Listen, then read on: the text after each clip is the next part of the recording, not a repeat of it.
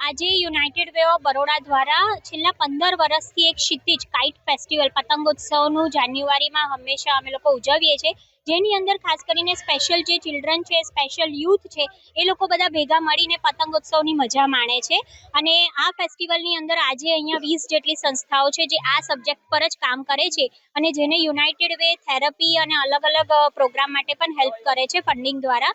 તો એ બધા બચ્ચાઓ અહીંયા જોડાયા છે. અત્યારે અહીંયા જે છે એ 500થી વધારે બાળકો પતંગોત્સવનો મજા માણી રહ્યા છે. સ્પેશિયલમાં એ લોકોને ફિઝિકલ ડિસેબિલિટી હોય છે, મેન્ટલ ઇન્ટેલેક્ચ્યુઅલ ડિસેબિલિટી હોય છે, સેરિબલ પાલ્સી જેવા કેસીસ હોય છે. આ બધા અલગ અલગ જે લોકોને ડિસેબિલિટીઝ હોય છે એ બચ્ચાઓ આજે અહીંયા જોડાયા છે.